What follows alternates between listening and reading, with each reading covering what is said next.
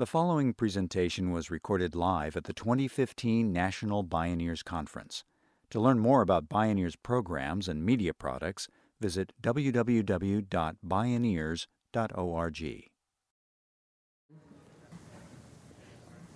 Good afternoon, everyone, and welcome to this really special session on climate change strategies and breakthrough strategies for climate change. Just so you know a little bit about what we're going to be doing, we're going to have the panelists speak, but we're also really wanting this to be interactive.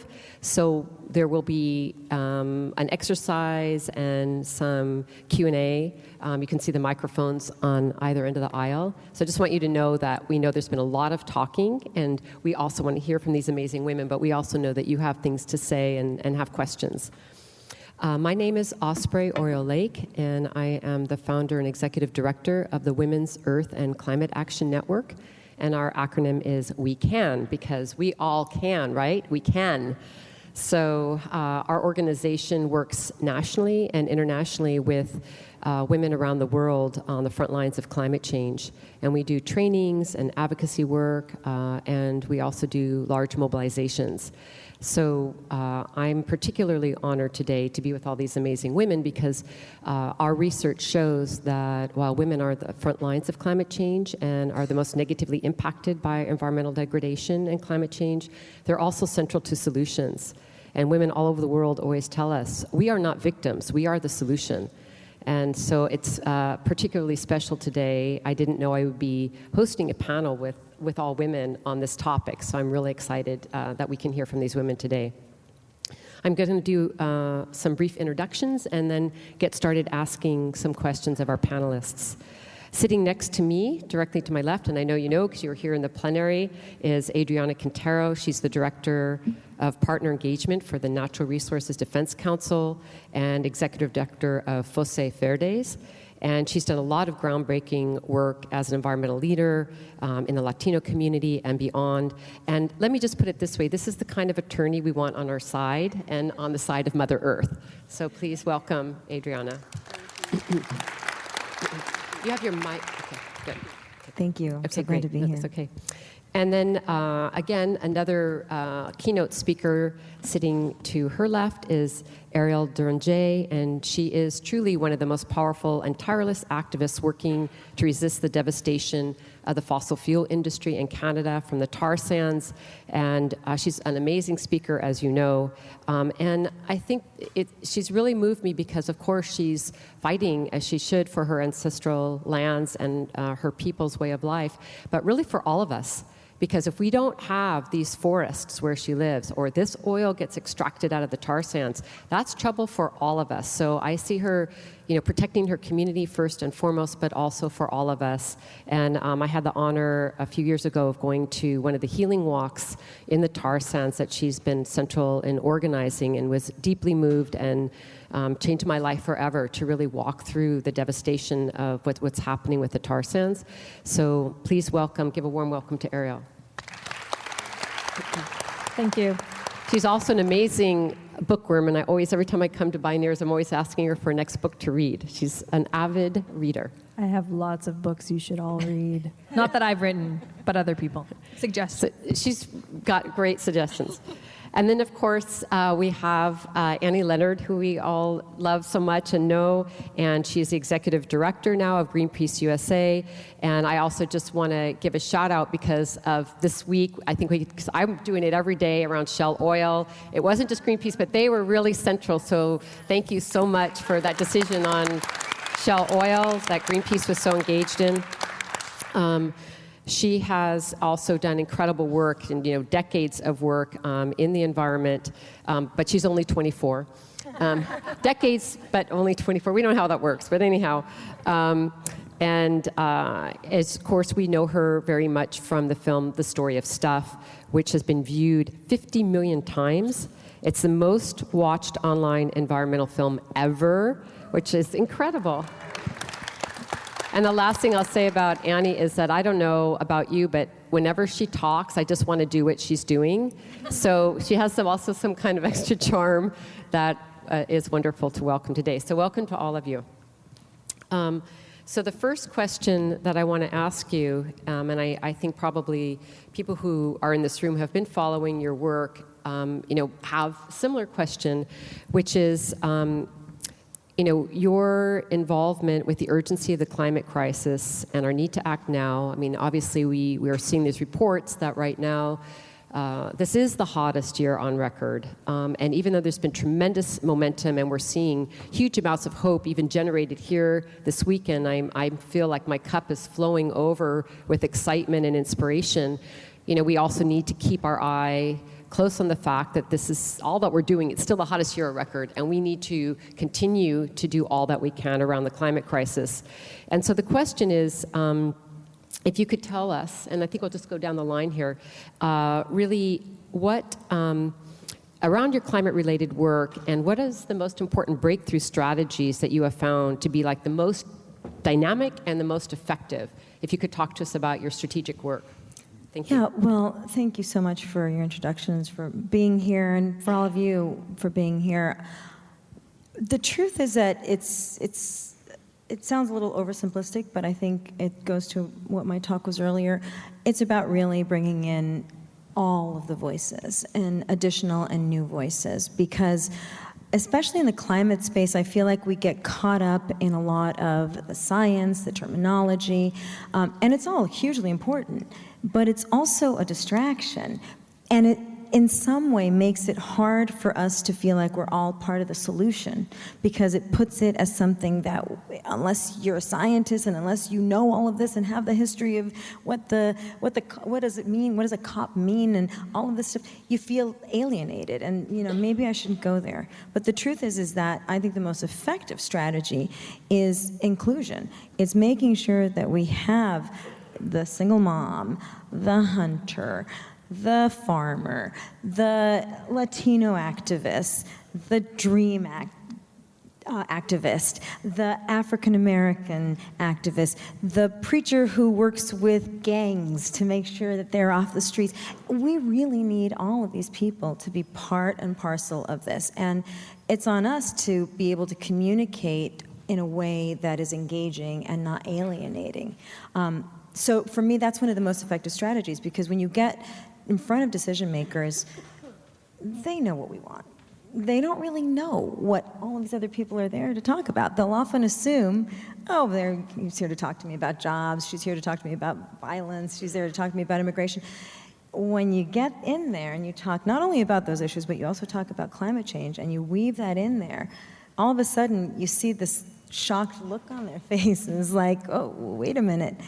I can't just put you in a box and forget about you. You're part of this too. So it creates accountability. I find that to be extremely powerful. Thank you. Thank you so much. Eriel?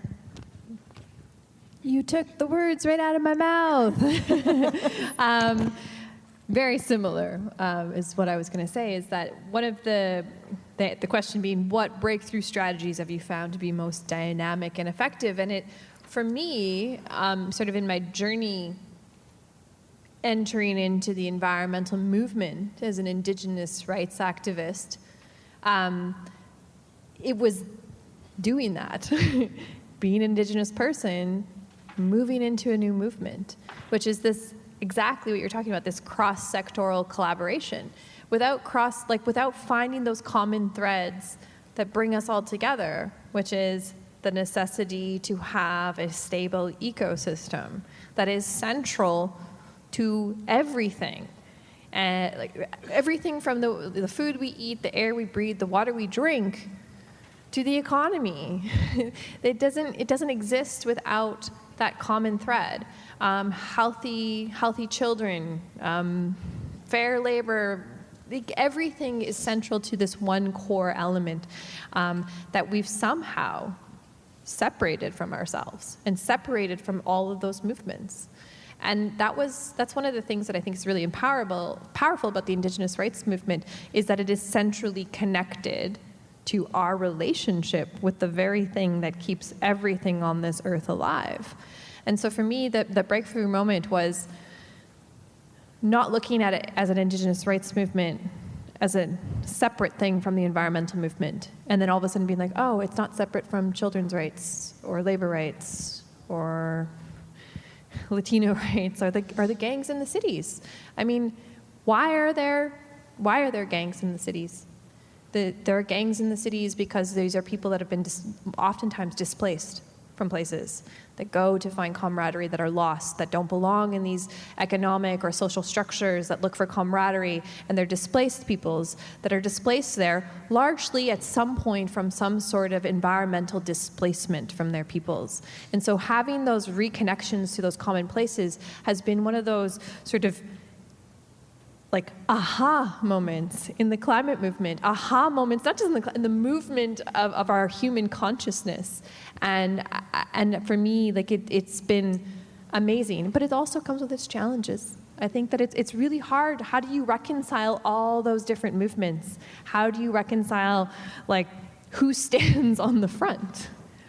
Is it the facts and science and the data that's going to save us? Is it the connection here? Is it the women? Is it the children? And I think that one of the biggest challenges is someone earlier said that we also have to have ego. It was you? No, it wasn't you. We were talking about we have to temper the egos within the movements, and we have to. That's one of the biggest challenges: is how do we find our humility? And how do we become humble in this movement so that we can actually take those steps forwards to be progressive? So for me, it's cross-sectoral collaboration and finding the common thread that we all have and that we're in this together. Thank you. Annie? Yeah, I'll admit that when you told us that this was one of the questions you were going to ask, what was the breakthrough strategy in our work, I thought, we haven't found it yet. Mm-hmm. We don't know what the breakthrough strategy is. If we had found it, it wouldn't be the hottest year on record. That's right. So we don't really know yet. We're experimenting, we're iterating, we're trying new things, we're learning. I do think, though, that we have learned over the last 5 years especially, and longer than that, many people have been working on this. And so I did think of three sort of developments, or I should say leaps, not yet breakthroughs, but leaps that have given me hope about the state of the climate movement. One, which both of my sisters here mentioned, is that we're not relying on the truth to set us free. For a long time, we thought the truth would set us free. And I said that truth will not set us free, because if it would, we would be free. Because we got a lot of truth. We have so much truth that we could print out all those studies and pile them up and build a wall all the way around North America to protect us from rising sea levels. We have so much data and charts and graphs and parts per million, and it's not enough. And we relied too much on the data, both in our strategy and in our communications. In our strategy, we thought that good, solid information, truth, would lead to change. So we gave the truth to business leaders, and we gave the truth to Congress members, and nothing happened. And so we printed out the chart in 3 colors and 3D and gave it to them, and nothing happened. And what we failed to realize, but we are now realizing, is it's not a shortage of truth that is slowing progress, it is a shortage of power. What we need to be doing is building power. So we relied on truth too much in our strategic analysis. We also relied on truth too much in our communication. Is we bombarded people with data and data and data. And cognitive science now has shown us so clearly that facts and data don't move people. If people have a mental frame of understanding something and a fact comes that challenges that frame, the mental frame stays and the facts are rejected. And there's been all these interesting studies of adult education where people have had to listen to lectures and then later asked what got into their head. Almost no facts did, but what got into the heads were stories. We relied on facts and we didn't use stories and narratives. It's like the famous community organizer Saul Alinsky said, talk to people where they're at rather than where we're at. We failed to do that. So that's our one big progress we've had, is we're realizing that facts are not going to win this. Power and stories and human connection are. The second development that really makes me happy in the climate movement is that there is a shift happening now from a focus on the tailpipe, the emissions, to a focus on the wellhead. the keep it in the ground. That rather than trying to regulate emissions, or I should say in addition to trying to regulate emissions and ridiculous carbon offsets and horrific cap and trade and all that crap, that it just reinforces the fundamental market logic that got us into this mess, people are now saying, no, you cannot extract this oil from the Arctic to the Amazon. Keep it in the ground. They say, keep the oil in the soil, keep the coal in the hole. Like, people are saying no. And there's a term now for all the communities around the world that are rising up and drawing a line, which is blockadia. Blockadia is this new global community that's saying you may not extract this oil. So I'm really excited about that shift from the tailpipe to the wellhead. And then the third thing, which both my sisters here talked about, is the expansion that it's not just about climate. The climate problem is so complex and systemic, and we are not going to solve it unless our analysis and our solutions and our movement is equally complex and diverse and systemic. We cannot solve climate without taking on jobs, without taking on how we deal with waste, without taking on race, without taking on inequality. And so the fact that our analysis and our movements are beginning to reflect this more systemic understanding, to me, is one of the most hopeful signs out there. Great, thank you.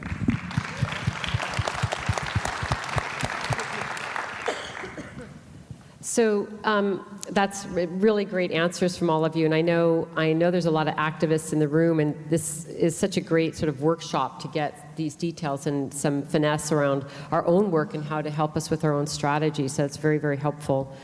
The next question I want to talk to all of you about is the fact that we know that the climate negotiations are coming up in Paris this year, and very, very soon, starting at the end of November, going into December for 2 weeks. Some are saying, and I think I would agree, that this could be the most important climate talks in our lifetime, just because of how they will affect the trajectory of what's going to happen internationally. And we know that, of course, what's happening at the local and subnational level is probably more important in many ways than what happens at the climate negotiations, but they're still a component. They do affect international policy. They do set the tenor for the next years to come, so they're also important as well.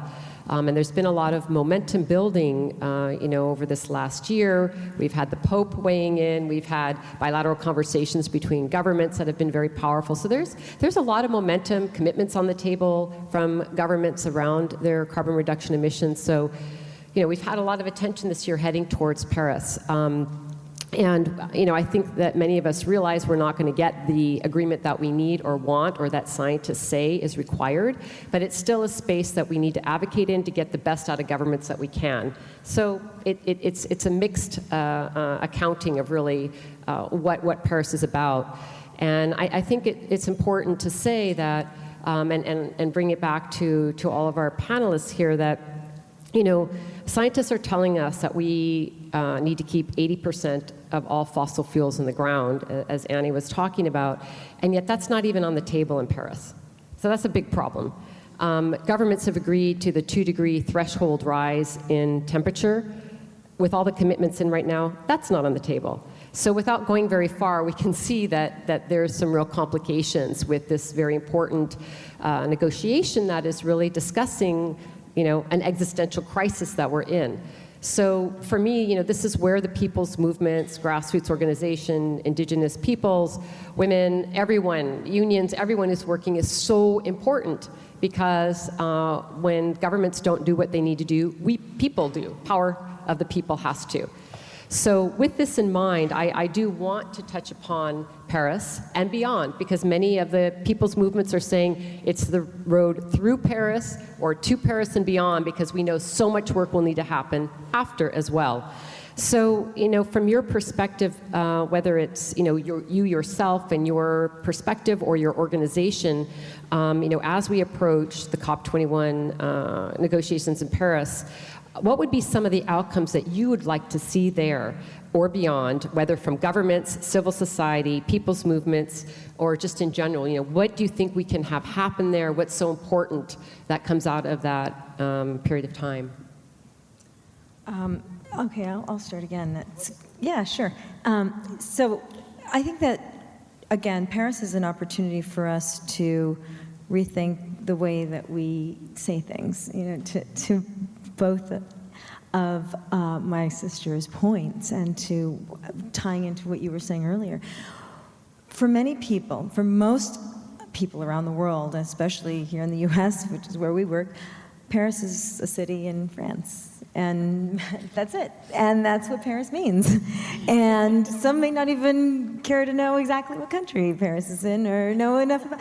And that's okay, because we know, because we work in the climate space. How can we talk about this the way we might talk about the Olympics, for example? And let's think about this as our country, our worlds, our countries, our world coming together to make some of the most important decisions for our future. Because once you talk about it like that, people are going to start to listen. And so leading up to the climate talks in December, one of the things that I'm trying to do with my organization and individually is talk about this as that. This is the opportunity for countries to come together and lay out what their plans are for the future. But that, to me, Paris is just the beginning, because what we need to do is hold them accountable. And for that, we're going to need a huge amount of mobilization around the world. And we're going to have to take what have classically been talks that even those of us who work in the climate space have trouble understanding, and distilling that into stories that matter. And I think that's where the women's movement, that's where the Indigenous peoples movement, that's where the youth movement they have their hand on the pulse and on the solution, because they are going to tell stories. They are going to bring those stories to life. We are going to see people who have lived this now, who can tell you climate change is real, and that they are the proof because they've lived it. They can tell their story. That is how we're going to take Paris from being, okay, this is the red that this country agreed to is, again, the red for most people is color. It has nothing to do with trees or anything else. So we need to use our opportunities, our platform, whether it's as individuals or as activists, to help distill that into terminology and stories, because that's where we get captured. The story of stuff has 50 million views because it tells a story. It captures you. You understand all of a sudden what your role is in this and how humans interact with the result. I think we can do the same thing in Paris, and we must do the same thing in Paris. Otherwise, it's just another very expensive meeting that's not going to get us to the end, which is a solution. Thank you. Absolutely everything you said. Again, it's always hard to follow someone when they are telling the story that you really want to tell as well. But I think there's some really good points. Even your introduction on what is Paris, what is the COP21, and it is just a bunch of technocratic, pardon my language, I'm not going to totally, but BS. It's a bunch of technocratic BS that a bunch of facts and stats and numbers and red and language that everyday citizens don't want to hear. Yet, humanity or people have more interest in things like the Olympics, like watching people go to play sports to represent our countries, yet we're sending representatives from our own countries to go and make agreements that are going to ultimately affect not just our economies and the climate, but the social justice issues in our countries. And if they are not done in a way that reflects those stories, those real trials and tribulations of the people that will be a part of that people's movement, they're not going to be inside negotiating the technocratic numbers and agreements and legislation and targets. The people on the outside will be reflecting the needs that absolutely have to be addressed, that are often ignored inside the internal dialogue of these meetings. Now, I do agree that that internal dialogue needs to happen inside of the COP, and that we need to have real champions inside as well. Because if we just pretend like we can just have the movement on the outside, and that'll do the job, and the story is enough, we're going to lose on the inside. And so I'm going to the climate conference, and I have full accreditation, and I will be on the inside.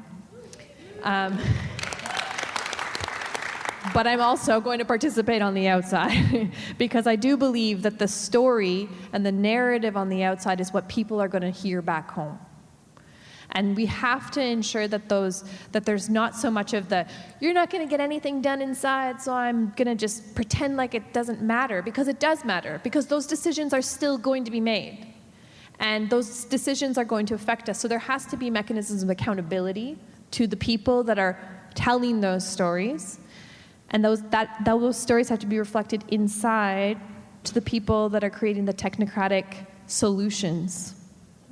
I don't know if they're really solutions, but the technocratic solutions, the numbers and the data and the hard facts. And for me, what I would really like to see is for there to be a dissection of those numbers and data and how they actually really affect the social justice issues.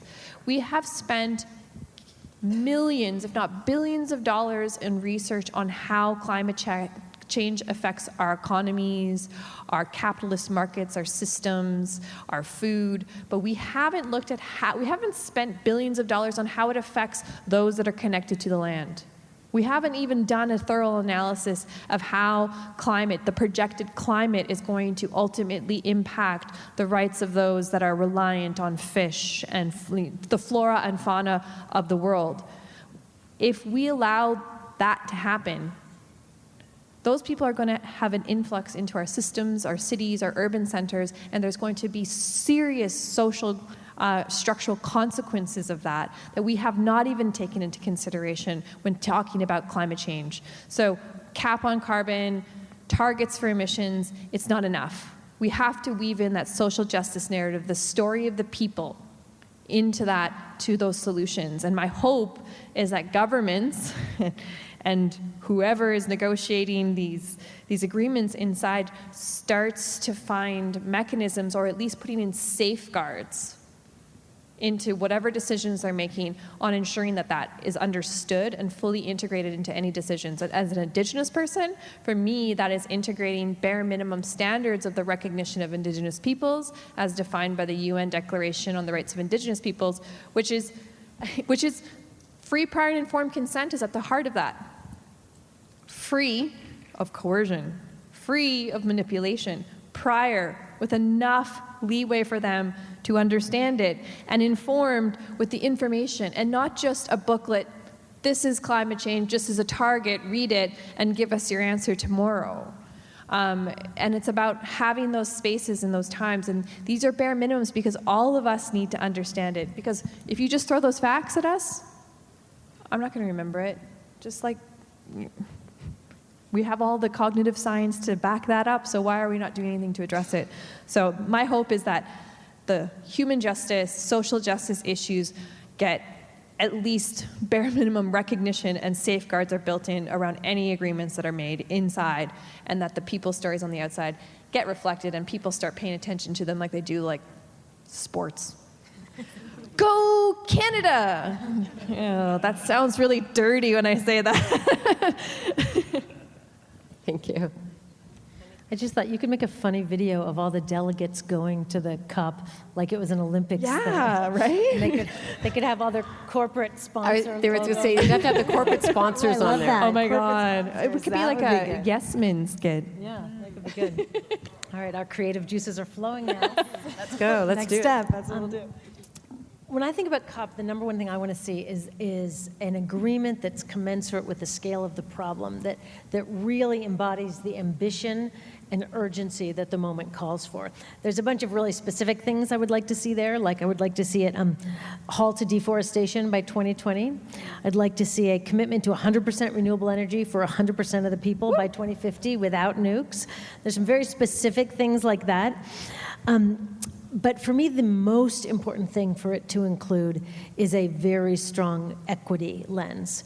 That the drivers of climate change are not distributed equitably around the planet, neither are the impacts. And climate change provides us an opportunity to have either a technocratic false solution that perpetuates inequity or a really systemic solution that addresses inequity.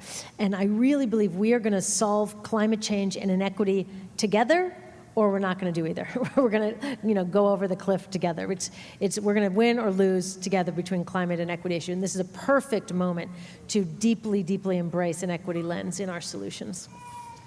Absolutely. Couldn't agree more. Thank you so much. Just want to give applause to them for those great answers. Thank you. Before we move on, I just wanted to mention that the Women's Earth and Climate Action Network, WECAN, will also be bringing a delegation to the COP. And we have a Women's Climate Declaration that men and women both are signing with a lot of these statements about, our demands, so that it's really clear from people what our demands are. And that's on our website if you're interested. And also after the session, if anyone wants to talk about Paris, whether you're going or not, there's ways we can organize and be involved in some of these large people movements that are happening and actions that are going on. And I don't want to take time in this session to do it, but I'd be very glad to discuss with people very specific things that people's movements are doing, direct actions, different declarations, all kinds of things are going to be going on that people can participate in, whether they're in Paris or not. But I definitely will say one thing. If we need people out there showing how much they care, because so far the reason we've gotten as far as we have in terms of the fact that we don't have the Keystone XL pipeline, this recent victory with Shell, is because of people's movements, all of us. And that's going to be also important in Paris. So let's really keep the heat on, so to speak, and as the temperatures rise, we rise with it. So thank you. So we wanted to do a little exercise here with all of you. If you could find a partner, and now you've heard some of these strategies. We know that you also are very engaged in your own strategic work, whether it's with the climate or the environment in some way as a Bioneer. And just have an opportunity, you can each have like 4 minutes each, and I'll let you know in 4 minutes and then 4 minutes again, to just talk about what you have found to be an important strategy in your work. And if you don't have an important strategy, maybe you have a question about a strategy that you're interested in learning more about, something that you have a question about. So we're just going to take a few minutes and give you a chance to talk to your partner and share a strategy that's working for you or a strategic question that you have. So go ahead and begin. Thanks. Yeah, it's great. What? They're all shaking hands. That's so nice. Oh. Well, you said go Canada. I know. I was like, go Canada! I would love that, though, to see, imagine if you had to put the corporate sponsors behind everybody who wanted to come.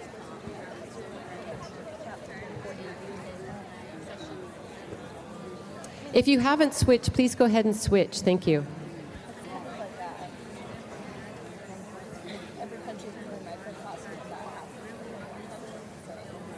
It's all the same corruption. Okay, we're going to start winding down, maybe just finishing up your comments. Glad that there's a robust conversation going on here. So curious what they came up with. You should just say it. Yeah. I'm just so curious about what they came up with. I'd love to hear some of the highlights. What I'm going to do is because I mix this up with the question of news that people statements were just maybe this could help with questions.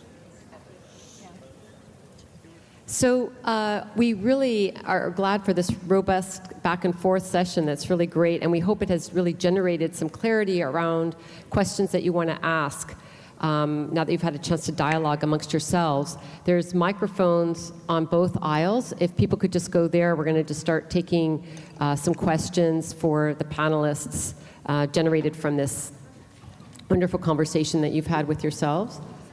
And as you know, it's kind of like a mantra around here. Please keep this to a question. Please keep this to a question, and respect that there's a lot of people who want to get their question in as well. So let's go ahead and start on this side of the room. If you could say your name. Introduce themselves. Yeah, say your name and...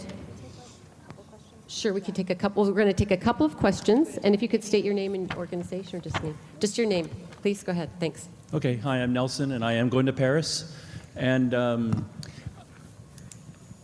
as I understand it, all of the resolutions have to come back to the country of origin. Like our delegates have to come back here and get a 2/3 majority of Congress to approve it. How can we, and we've had very bad luck with that. I think very, very few. We're one of the climate denier nations, probably the only one. So my question is, how can we bring story to possibly get those politicians or get new politicians elected so that we can join the rest of the world and bring about the change we need to bring? Great question. Thank you. We're going to take 2 questions at a time, so thank you for that. Let's do one here. Say your name, please. Jerry Dameron of Go Green Culture Foundation out of Maui, Hawaii. Before my question, I just want to say it's really wonderful to have a panel of leading women who are so strong and bold and articulate. And we males don't feel discriminated against, because after 1,000 years of a lot of bad decisions by the patriarchy, please keep going. You're doing great. Thank you.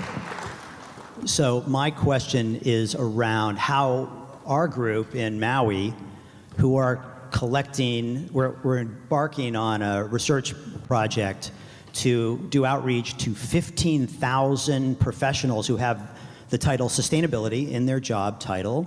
And we're, over the next 6 months, we're collecting what we hope to be hundreds of sustainability best practices for communities. And I would like to know how we can collaborate with these 3 wonderful leaders to communicate and find out the best strategies that you guys have found in your broad travels. So we'd like to collaborate on that, and we're going to be having a summit in March 2016 where we're going to celebrate the 100 top sustainability best practices demonstrated, proven in communities around the world. So I really hope we can collaborate on that.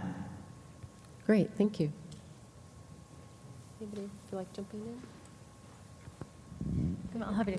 A couple of thoughts when you guys were talking. First, the thing about our the paralysis of our corporate money-marinated democracy. We really need to take our democracy back. I know it's awkward to say take it back because it never was fully functioning. So we really need to help our democracy realize its full potential and aspiration. For Greenpeace, we have realized that the corporate hijacking of our democracy is a priority that we all have to work on as environmentalists, because our democracy is the best tool out there to advance climate solutions as well as solutions on pretty much any other thing, and we can't access it now because it is under so much corporate control. And I've seen this thing that breaks my heart because it is under so much corporate control, and they're such idiots up on Capitol Hill. It's just incredible. People are turning their back even more on it.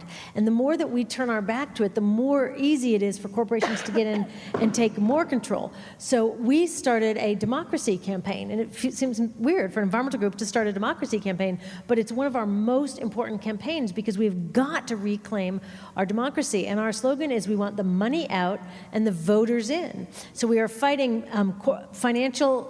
we're fighting money in politics in terms of influencing elections and regulatory bodies, and we're also protecting the Voting Rights Act, because the Voting Rights Act is under assault, and the very people that are being cut out of our democracy through these assaults on the Voting Rights Act are the people who are most hard hit from the impacts of climate change and other environmental injustice. And so if you care about the planet, you have got to care about democracy and join this. We started a really innovative project with Sierra Club, NAACP, and Communications Workers of America, which is unusual to have environmental groups, NAACP, and a huge labor union.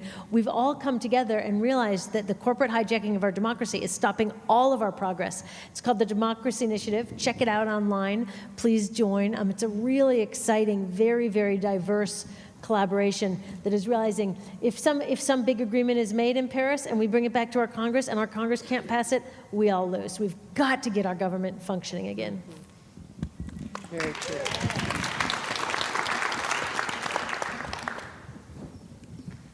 Go ahead. No. I think Canada's not any better than the United States when it comes to putting in place like international standards or agreements. I mean, we signed the Kyoto Agreement, then we pulled out of the Kyoto Agreement. We've got a prime minister who hasn't fully said he's a climate denier, but he's a climate denier.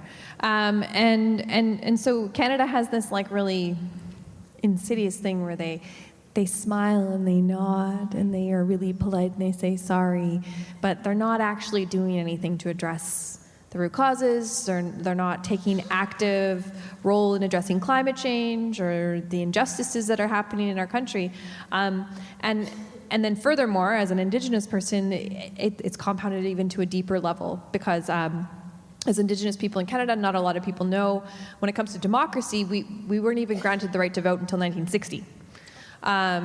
So there, like my dad, my dad didn't participate. And many First Nations and Indigenous people in Canada are completely disconnected from the process, the democratic process in the country because we've been marginalized and pushed out of that system for so long. We have an election on tomorrow in our country, a federal election, and for I would say the first time in history, Indigenous people across Canada are rising up, and there's a campaign called Rock the Vote, where for the first time our issues as Indigenous people are an election issue, like a front and center election issue because they see the power that we have. And that isn't just because of the numbers. It's because as Indigenous people, we have unique rights that can actually push and be drivers to enforce countries to actually implement these laws and legislations and international agreements. That is rooted in treaty agreements and international standards of recognition of Indigenous people's rights. So I really feel like, how do we use those stories? So it is about using the stories and the narratives of the marginalizations of certain people to put pressure on government to uphold laws, to uphold climate legislation, which is a part of respecting the rights of people. And I really do think that the narratives and the stories around utilizing democracy and our rights and the power of the people is a huge part of that. And it can't be stressed enough that we have to utilize our voices. And as an Indigenous person, I believe in the Rock the Vote movement in Canada. Like, we have to absolutely exercise our democratic rights to put pressure on politicians. And as Indigenous people, we have to exercise and utilize our rights as Indigenous people to ensure that they are protected within the frameworks and the development of any kind of climate legislation that's being developed. And I really think I agree. Democracy is broken, and we have to fix it as people. So true. And I think that one of the things that I think you alluded to originally that I'd like to add to that, because I think you both covered it spot on, and it's going to be a challenge getting anything through Congress. We need to look at the next 4 to 1 year as this is our challenge, is to rebuild our democracy, because that's the only way we're going to get this done. But in addition to that, I think it ties into the comment that was made afterwards about the sustainability conference. Sometimes showing that there are solutions that are working goes a long way. Yeah. So let's tell that story as well. Let's tell the story of renewable power. Let's talk about how we can actually fix these things and make money off of them, have it be beneficial for communities, for entrepreneurs, for everyone. Not every sustainability solution has been good, and not all of them work or are feasible, but many are extremely feasible and proven. We don't need to even, again, we kind of go back to what we were talking about, data. Like, let's stop talking about, the truth's not going to set us free on that front either, because it's an ideological difference. You know, when you're talking to the fossil fuel industry about renewable clean energy, you can't even have that conversation. So I think the more that we highlight the solutions, whether it's in this forum in Maui by bringing people together and showing what's possible, or whether it's in our communities and in our cities, we need to do that, because once we show people that, then yes, you're able to talk about the challenges we face, but also the opportunities that we have on the other side. And we don't all feel crippled with fear and a big question mark of how can I move forward. We actually show there's a path forward, and it's actually good for us. I just want to say the answer to the Maui person, like, I mean, you're spot on. Persistence honestly, how do you outreach to those professionals that are making decisions about it? Persistence, perseverance, never stopping. Just sometimes the best way to get a meeting with someone is to just keep calling and keep emailing and keep calling and keep emailing, and being persistent and standing behind your convictions of the work that you're doing. And the fact that there are people like Adrianna. I was like, Andrea? Yeah, I said it wrong. That they believe in that they believe that we need to highlight those best practices, that there are champions standing behind you and finding out who those allies are. By the way, I call that the "Are we there yet" strategy. And anyone who has a kid knows the "Are we there yet? Are we there yet? Are we there yet?" You know, can I see you now? Can I see? Nothing is more effective than a child to get you to do something you don't want to do.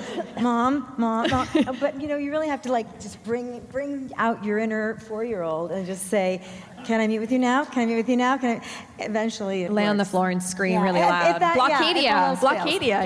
There you go.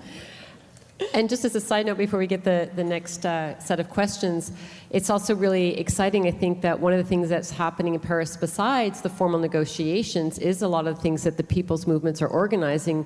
And one of the things that they're doing amongst many, having assemblies, you know, many groups like ours are doing events to highlight solutions. There's a weekend in between called the Alternative Village, where they're taking over this whole part. It's about a 30-minute drive out of downtown Paris, where the whole weekend is going to be just demonstrating solutions. And I think it's just so exciting that that space is going to be happening when the climate negotiations are going on. And of course, conferences like Bioneers and so many other places just showing these solutions, which just that combined with democracy seems like a really great strategic plan as far as I'm concerned. So please, let's go ahead on the person who's up next. My name is Kat Haber. I marched across the country last year, 3,000 miles, 246 days in the Great March for Climate Action. It was a humbling, mobile meditation, step by step, mostly listening to people who were the other. We were embraced by spiritual communities throughout. So my question is this: how do we continue to build connection within communities that are siloed in their own grassroots organizations? They have so much to do and they can only see a tiny little piece of the puzzle. And then in larger national environmental groups, how do we connect those so that they don't appear to be money machines to the other? The conservatives think that the big greens are just churning out activities so they can make money. And then how do we link that with the various spiritual communities? So it's such a fantastic crisis. I would hate to miss the opportunity of connecting all of these networks. I'm going to be in Paris. I have so much admiration and love your courage. I'm going to give you my contact information, and I want to play with you all. So. Thank you. Great. Thank you. Let's get one more here, too. Thanks. My name is Luis Alfaro, and my question is about education and accountability. Excuse me, we had a little distraction. Can you start again? Yeah. Sorry. Please, can you start again? I'm very sorry. My name is Luis Alfaro, and we have two questions. One in regard to education, and the other one is about accountability. The U.S. system, the education of the U.S. system, it exists by any chance in the curriculum that they should start, or if they don't have it, they should start something about teaching kids how to protect the earth, how to protect the environment, because according to the gentleman that I spoke to, 21 years old, youth guy, he told me that he never, in high school, no, in middle school, is no education at all in regards to protect the earth. You know, and that's a very sad in this country that doesn't exist that. Then, for me, that education has to start with the childhood, in the classroom, and we should push, if they don't exist, we should put the U.S. government has to be part of that. And the other one is the accountability of the U.S. government, our representatives, you know, and that's also his question was, and I'm glad to talk to him, Cameron. And he said to me that that he's concerned that the laws and everything that we create in regards to Congress and to pass laws, stuff like that, they don't respect that. And then how can we make people, the politicians, to be more accountable about what they promise and they don't do? Thank you. Thank you so much. Sure. Do you want to start, Ariel? Since okay, I'm happy to start because I'm actually going to work my way back from accountability because I think that accountability is really important, and it's one of those areas that I think a lot of people are nervous about. Holding people accountable takes courage, but if we don't hold people accountable, then we're never going to get what we need. And it goes to what we were saying earlier about politicians and reclaiming our democracy.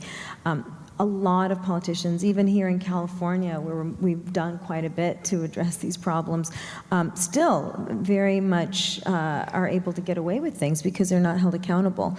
And we're often so busy in our daily lives that we are not watching and that we don't know exactly what to look for. So making sure that communities know what politicians are doing is really important, and making sure that people know that their voices matter. I mean, I can tell you, and I'm sure that Annie and Ariel and Osprey can say the same thing. When you go and you talk to people in Congress or in Sacramento, they'll say, well, but we haven't heard from anybody. And honestly, even 5 phone calls make a difference. Even 5 letters sometimes make a difference. So to think, it's that mentality where we think, oh, well, if I don't recycle this, it doesn't matter. It's just one bottle. Well, no, everything matters, and every single voice matters. So those 5 phone calls can make the difference between getting the votes that we want on something or not getting them.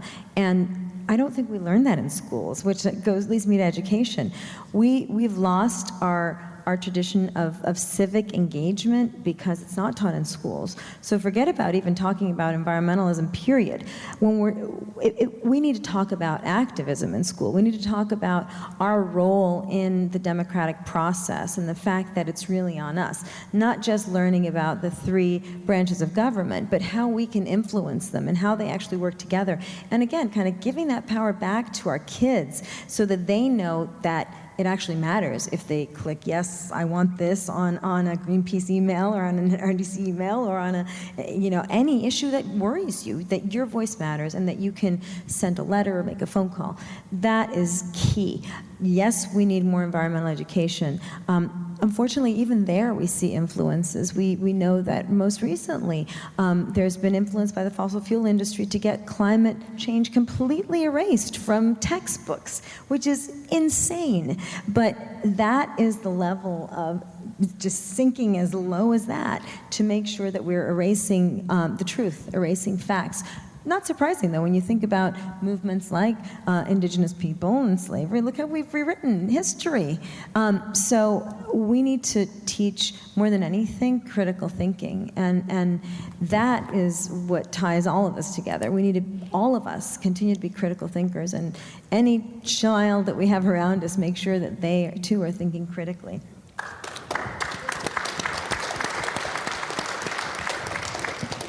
I think education is at the heart of the first question as well. I mean, how do we build connections with communities working in isolation? It's about educating our children to understand that critical thinking and knowing that there's many things out there happening, and encouraging activism and standing up for your democratic rights or your rights as Indigenous peoples.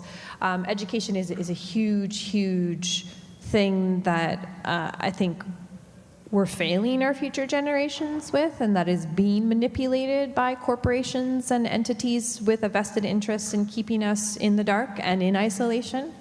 One of the things the stories that I often tell is that I consider myself an incredibly privileged person because of the education that my parents provided me of understanding my connection to the land.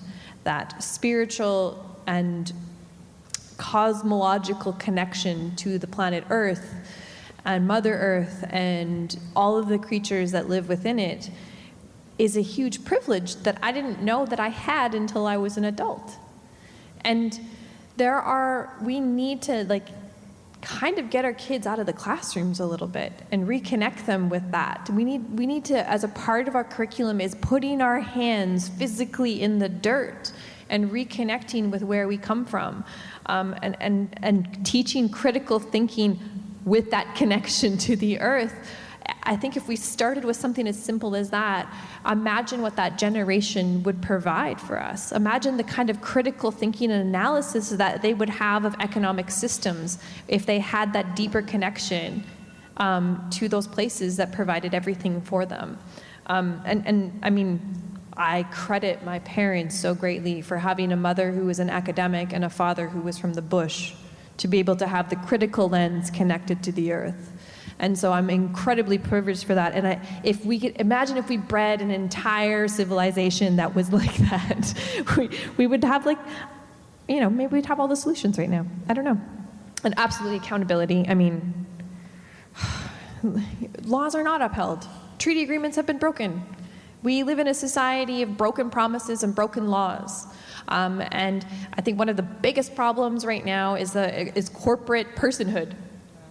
Corporate personhood has allowed these corporations to push and bend the laws as a person without actually ever having the consequences of being a person.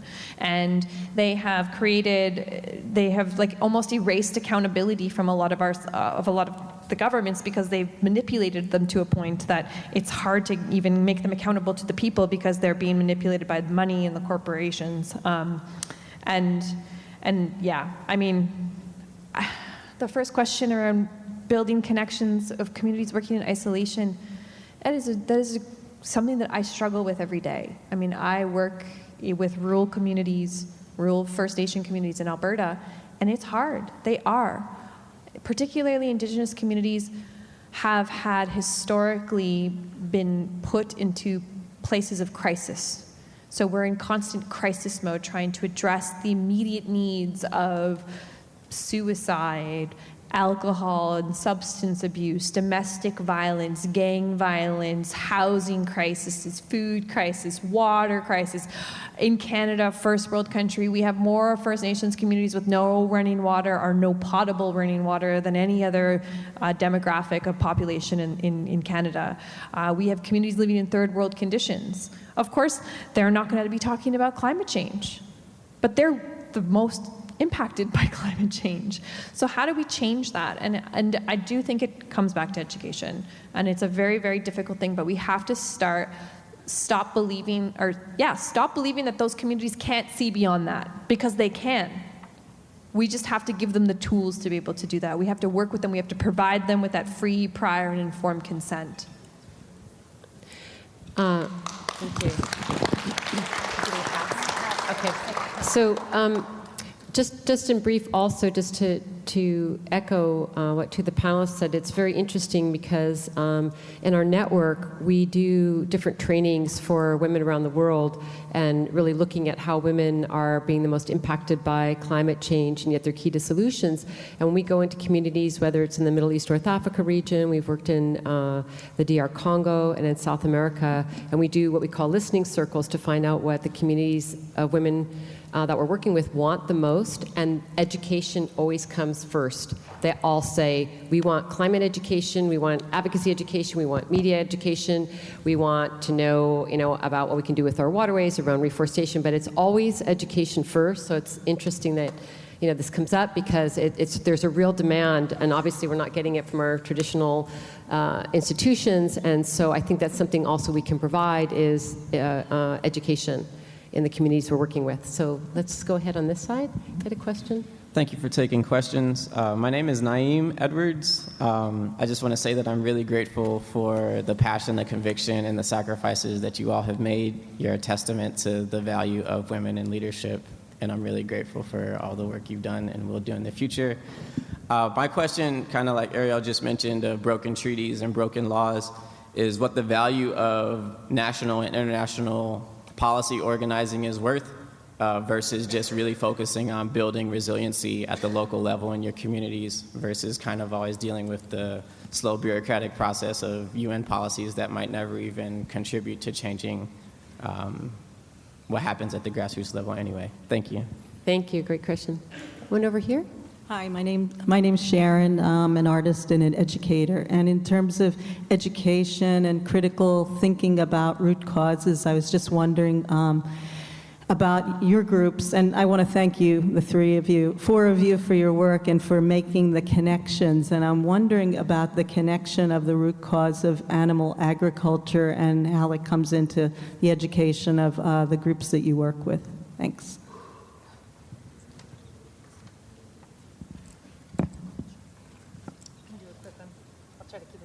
I'll try to keep it shorter because I know that once I start talking, I get on a roll, and we could be here until the Paris Convention. In terms of where to put our activist energy in terms of the UN conventions or the immediate resilience, what I think is this is an all-hands-on-deck situation. We need to be pushing everywhere. And so what I think is do what turns you on. Some people love going to those UN conventions and wearing nice suits and working the halls. Other people like creating regenerative agriculture in their kids' middle school. Like, it is all good. One of the nice things about having such a complex systemic challenge as climate change is there's an infinite number of ways that we could engage. You don't even have to do something boring because there's so many options to choose from. So pick that which turns you on, because it is so much more fun to be doing something that we feel a good alignment with and a real passion for. And we got a long, long struggle ahead of us. And so pick where you want to push that'll be the most fun. I was giving a talk recently in a college and explaining a campaign that I had worked on for a decade, which finally won. And the student said, "What percentage of what you did actually contributed to the success?" I thought about it. I said, probably 15 to 20% of what we totally did is what created the tipping point. And he said, "Well, why didn't you just do that 15 or 20%? I said, "Because you don't know which 15 or 20% it is. So you got to do it all. And collectively, it will be enough to push us over that tipping point." So yes to lobbying in the UN, yes to resilient strategies at home, yes, yes, yes to, that is an all of the above strategy, yes. What was it say? Oh, animal issues. It is increasingly clear that especially our heavily industrialized animal agriculture base is a huge problem for water, for climate, for personal health, for pretty much everything. It is a huge problem. Greenpeace has a wonderful campaign called Food for Life campaign that fights for a healthy food system, which absolutely means reducing our dependency on animals. It's just so clear that the planet cannot sustain billions and billions of meat eaters. So it's a very, very important issue, and I'm glad to see so many environmental groups embracing it. Just one little add-on to that is that the value of national or international policies and what's going on, is there value in them? That's a really tough question because it's absolutely like there's value in everything. But for me, the value in participating on a personal level, why I would be going to the COP and expending energy is kind of for an information dump for myself, because I want to know what the heck some of these policymakers are even talking about doing. And I think that's a part of having that informed consent process, because these people are going to have those conversations. What value do they have in addressing climate? I don't really know if they have any value. But what I do know is I have value in knowing what I'm up against. So, and then the people that are in there trying to make sure that they aren't being adversarial policies that we're going to have to fight, that's an important role, in the people on the ground and all those things that she said. As far as agriculture and animal, where does the role in challenging or looking at that within the work that I do? For my community, the stressors on the environment, we think a lot about the agriculture. The agricultural industry in Alberta, cattle and agriculture, both, growing food, like plants or animals for food, is a huge stressor on our ecosystems, and we completely recognize that. When we challenge the policies around the withdrawals of the river systems and the stressors on our ecosystems, we name those as part of it. The difference between, as an Indigenous person, saying that we need to stop eating, I don't think you can tell an Indigenous person in my community to become a vegetarian. That is like basically sacrilegious in our community because we are subsistence people. Our people in our community, and it is very, very much about being conservation officers as part of that. Like, it's not like we go out and be like, I'm gonna go and get 16 moose today so I can prove that I'm a mighty hunter. It's like, no, I need to fill the freezers of my cousin Sue and my aunt, Sarah, and cook them Jean down the road because they're not gonna have food for the winter. In my community of Fort Chipewyan, there's one grocery store where a head of lettuce, a wilty, crappy head of iceberg lettuce costs $8, where a gallon of milk costs $16. So subsistence lifestyles and eating fish and moose and caribou and beavers and ducks, and we eat swans. I know that's so sad. But we eat swans and they're delicious. It's a part of, and we eat beavers too and they're good. But it's a part of our subsistence, and we have to respect that different people in different areas need different sources of food to survive. And that we have to respect those differences and what those ecosystems can maintain. We have a very, very short growing season. Are we looking at growing food to subsidize? Absolutely. My community wants to develop aquaponics and greenhouses so that we can have that produce, so that we can keep that stressor of a growing population off of those animals that we survive on for subsistence. It's about balance and creating those fine balances, but also respecting that not everyone can get quinoa and tofu and tempeh at their grocery store. I just want to add, too, there is a huge difference between subsistence meat consumption and even small family farms and the modern industrial corporate mega agriculture where you have 10,000 hogs on a farm. Absolutely. So all meat is not equal here. There's a really big difference. I just a big thing, though, that's happened in our communities when we talk about meat and eating meat and consuming meat. It can be a really contentious area when it comes to Indigenous people, Indigenous people's rights. But we have a very critical lens of the agricultural and the livestock industry. It is contaminating and destroying our ecosystems, and we absolutely recognize that. But just remembering within the animal rights movement that there has to be an analysis of Indigenous people and subsistence lifestyle that I really feel is missing. It's missing. It's a critical analysis on the other spectrum that we absolutely have to integrate into that. So I just really wanted to name that because it's come up many times in my work where people are like, why are you eating meat? Meat is murder, or wearing leather, or wearing fur, and it's, yeah. And I'll just add to that because that's really important, and I'm glad you named it. I think that's one of the spaces where we as environmentalists need to check ourselves, because there's a lot of judgment out there. And that's what's alienating sometimes. If we're going to go walk out there and say, oh, why are you eating meat? Let's look at that. Let's look at the bigger picture, and let's listen first, because it happens, hunters and fishermen, they're huge allies and wonderful, powerful allies. They love us having water. They want clean water. They want the same things we want, because otherwise they can't go out there and do their sport and everything with balance and fairness. But let's open our minds a little bit, and even among ourselves, to make sure that we're not automatically just being reactionary, but actually thoughtfully processing these things. No, absolutely. I think that's really important as we're building movements for these big social changes that we want. It is an ecosystem like nature. And not everything in the ecosystem is doing the same thing as the thing next to it, which makes the ecosystem strong. And so I do think it is our responsibility to find out, that it's not one size fits all. It's an ecosystem, and we need to respect each community and what that community strength and its own nature is. So I'm really glad that you brought that up. And I also just wanted to mention, too, that, we're talking about agriculture. 60 to 80% of all household food production in the developing countries is done by women. And again, this is another area that's underreported, and how much women are not at the decision-making table when it comes to agriculture, and they're the ones doing the local organic farming, saving seeds, and this is also underrepresented so much in international policy. So again, we need to lift up Indigenous voices, we need to lift up women's voices, we need to lift up the voices of nature, and really understand that part of this problem with this kind of corporate top-down model is it's really destroying the ecosystem of humanity and creating these huge imbalances, and actually these solutions are here if we would allow these voices to be heard and restore balance. So thank you so much for your comments on that. The next questions. Yes, hello. I'm Hannah Apricot with Permaculture Magazine, and yes, I want to echo our appreciation of you being such wonderful, inspiring leaders.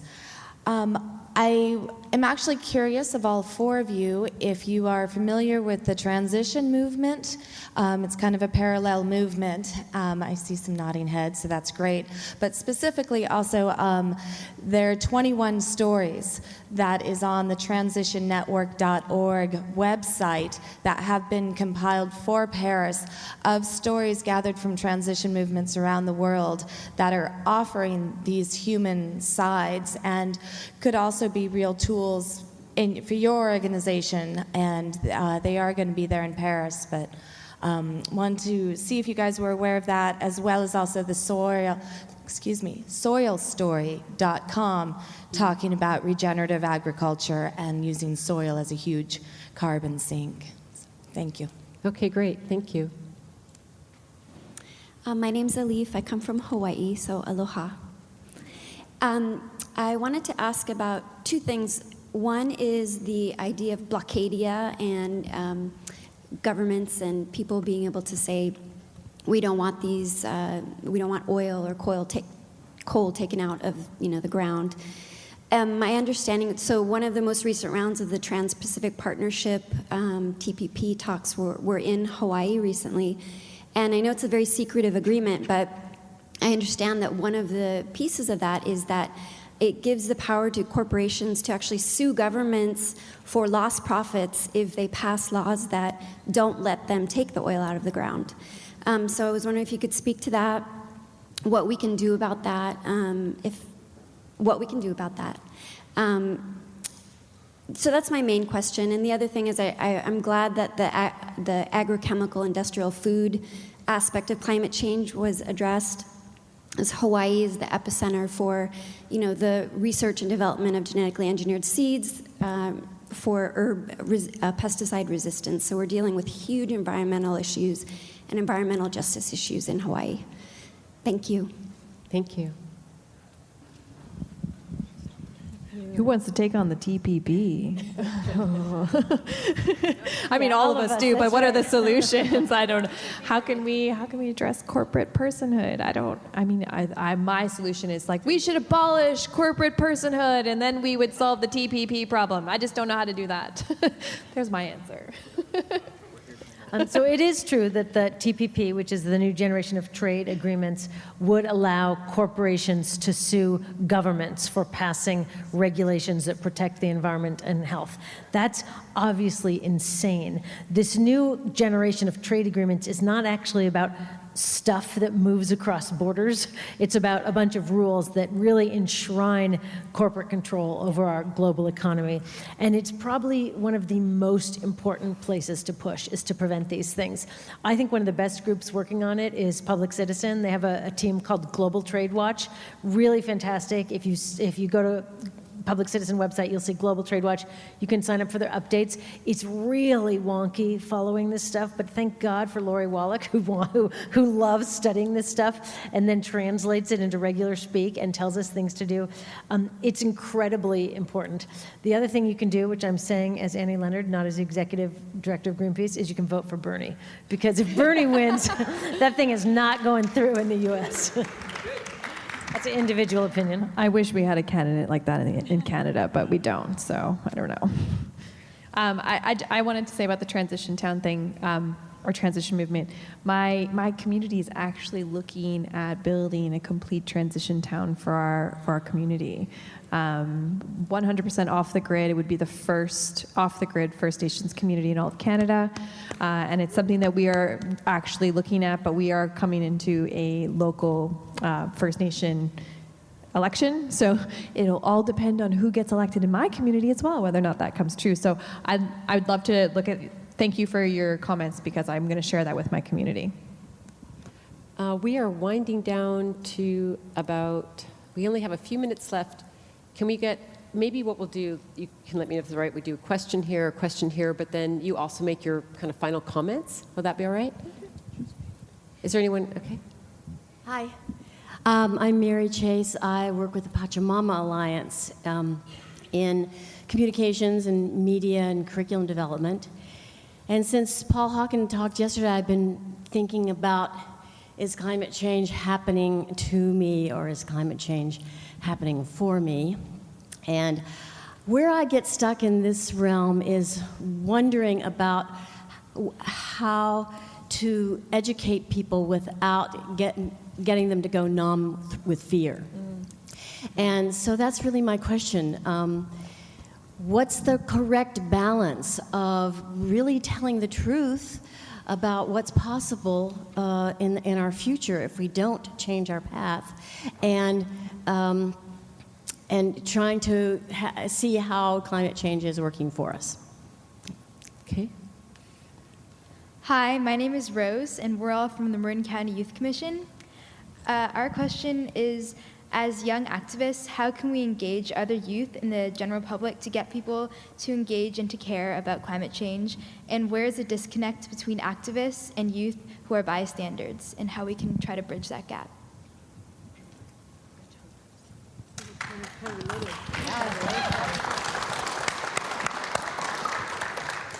I'll take on youth just a second, just because I want to say that I think a lot of the barriers are in our head and in our traditions, and we need to first break down our own limitations, our self-imposed limits, because those are the hardest ones to deal with. Dealing with the barriers that are put on by society, I think we all as activists can handle that once we conquer our fears. So as young people, it's hard to do that because you feel like, oh gosh, what do I know? I'm just a high schooler or a college student or wherever you find yourself.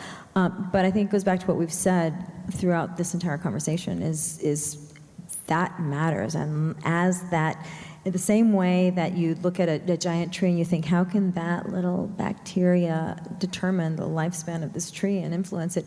Oh, it absolutely can. And it can make or break it. So we need to remember that for ourselves, and to tell especially young people everywhere that their voices matter. And that, again, it's not about data and proof points. It's about just real activism, talking to people, telling your story, showing up, making some noise, and demanding this, because ultimately it's your future, and you have a right to ask for that. So I just want to congratulate you all and thank you for being here, and encourage you to just move forward, kind of maybe put your doubt brain on hold and just do it. Sometimes that's all we can do.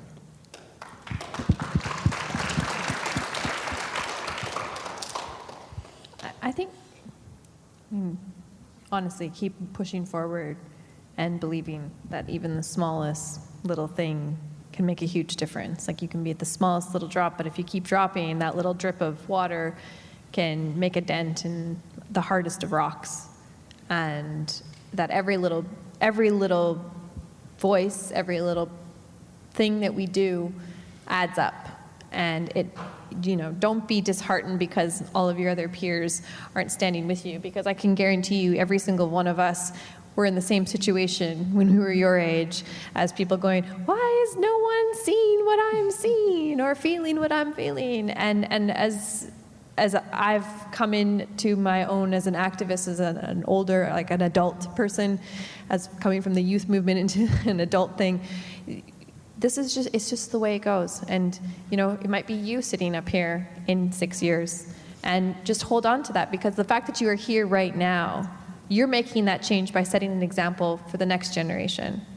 And so, there have been so many young people that have come up to me and said, thank you so much for what you do. But I'm thanking them for being here. So I thank you for being here. I thank you for making the time and the commitment to even ask that question. But you have the answers yourselves. You guys are doing them. You're leading by example. And I think that actually answers the question about how do we not strike fear. We show that there are young people standing up, and if there are young people that can stand up, they are the examples for our future.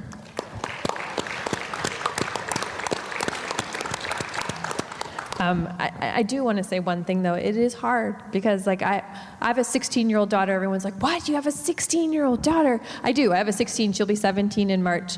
And she's afraid. She's afraid of climate change. Mm-hmm. She's afraid of what's going on. And even though I'm out here on the front lines, it's hard because she's paralyzed by it.